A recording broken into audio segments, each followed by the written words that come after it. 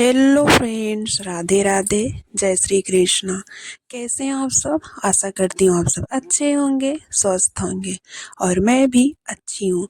तो आज इस वीडियो में मैं सबको बताने वाली हूँ कि आम्ल की एकादशी कब है, फाल्गुन मास की आम्ल की एकादशी कब है, पूजा विधि क्या है, पारण कैसे करना है।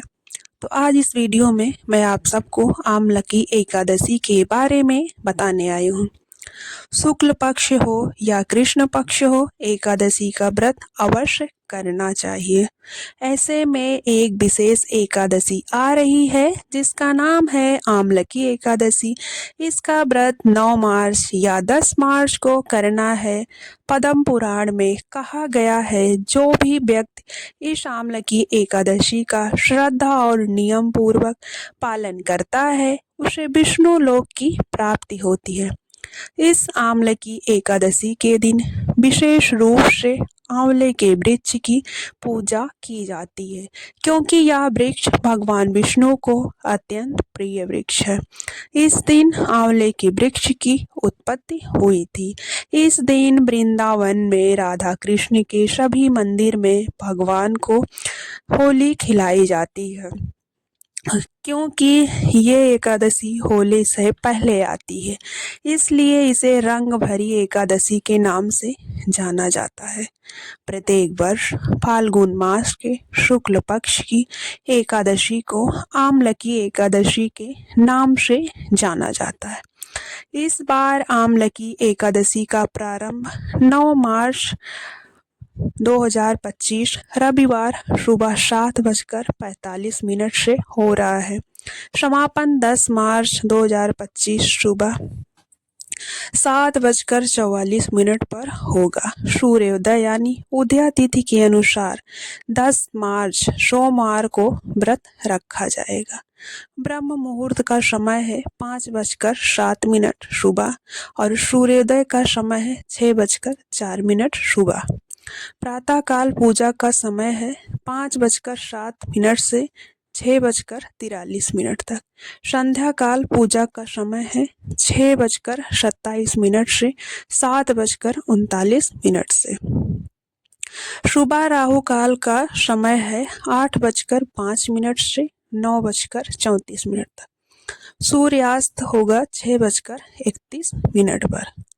राहु काल के समय पूजा नहीं करनी चाहिए।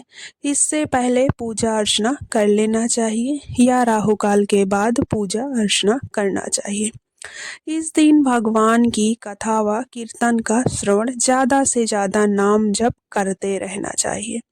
श्रीमद् भागवत गीता का पाठ करना चाहिए। एकादशी के दिन में सोना मना ही होता है। एकादशी क्या कोई भी व्रत हो, दिन में सोना नहीं चाहिए। एकादशी का व्रत एक दिन का व्रत नहीं होता है। यह व्रत त्रिदिवसीय व्रत की श्रेणी में आता है। दशमी तिथि के दिन शाम से पहले भोजन कर लेना चाहिए। इस दिन प्याज, लहसुन, मांस, मदिरा का सेवन नहीं करना चाहिए। संपूर्णतः ब्रह्मचर्य का पालन करना चाहिए।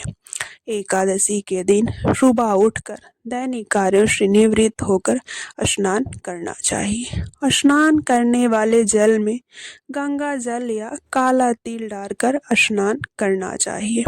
खाली पानी से स्नान नहीं करना चाहिए। इस दिन पीले वस्त्र पहनना चाहिए, क्योंकि भगवान विष्णु को पीला रंग अत्यंत प्रिय होता है। अपने लड्डू गोपाल को पंचामृत से स्नान कराकर पीला वस्त्र पहनाना चाहिए। शनिवार को ही तुलसी पत्ता तोड़कर रख लें, क्योंकि रविवार को तुलसी का पत्ता नहीं तोड़ना चाहिए और एकादशी के दिन भी तुलसी का पत्ता नहीं तोड़ना चाहिए। इसलिए शनिवार को ही तुलसी का पत्ता तोड़कर रख लीजिए और तुलसी के पत्ते को भगवान के जो भोग लगाते हैं उसमें रख देना चाहिए, क्योंकि हमारे विष्णु भगवान बिना तुलसी पत्ता के भोग स्वीकार नहीं करते हैं। और एकादशी के दिन तुलसी माता में जल नहीं डालना चाहिए, क्योंकि इस दिन तुलसी माता निराजल व्रत रखती हैं। लेकिन धूप दीप से विशेष पूजा अर्चना करनी चाहिए। द्वादशी के दिन शुभ मुहूर्त में ही पारण करना चाहिए। आइए जानते हैं कि इसका पारण समय क्या है।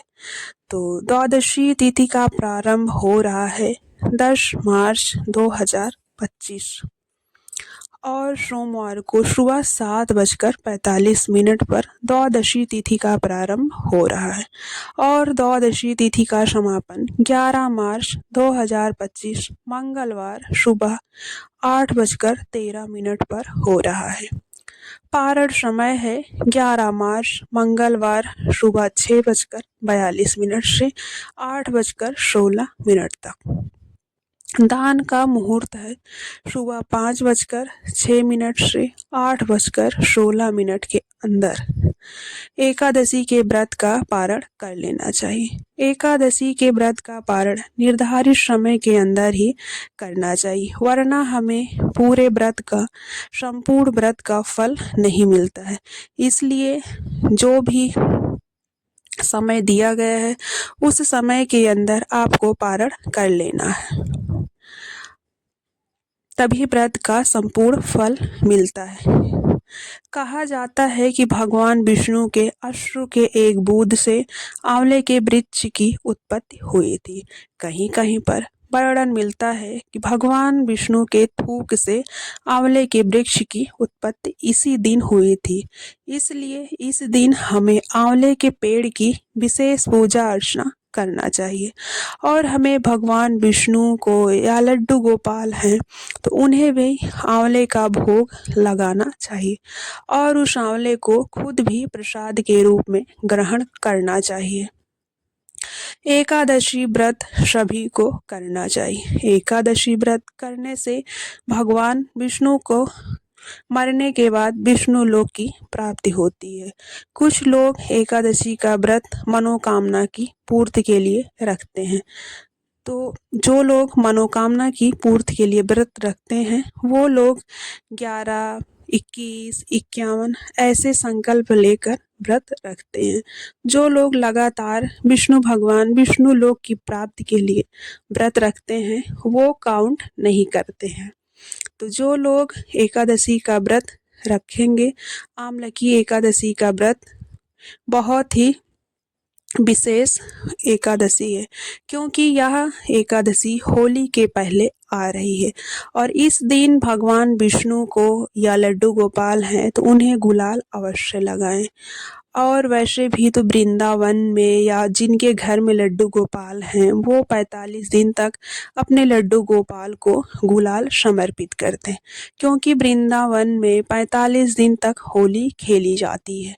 तो इस दिन आमलकी एकादशी के दिन हमें भगवान विष्णु माता लक्ष्मी को गुलाल जरूर से जरूर समर्पित करना चाहिए।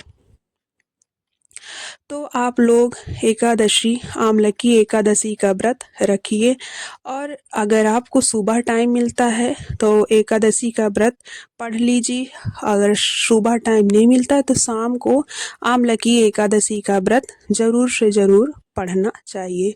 अगर आप व्रत नहीं भी रख रहे हैं एकादशी का, तब भी अगर कोई एकादशी का व्रत पढ़ रहा है तो भी आप बैठकर एकादशी व्रत सुनना चाहिए। आपको बहुत ही फलदायी होता है। जितना फल व्रत पाठ पढ़ने वालों को मिलता है उतना ही फल कथा सुनने वालों को भी मिलता है। तो ये थी छोटी सी जानकारी आमलकी एकादशी के बारे में कि व्रत कब रखना है। तो आशा करती हूँ वीडियो पसंद आया होगा। राधे राधे।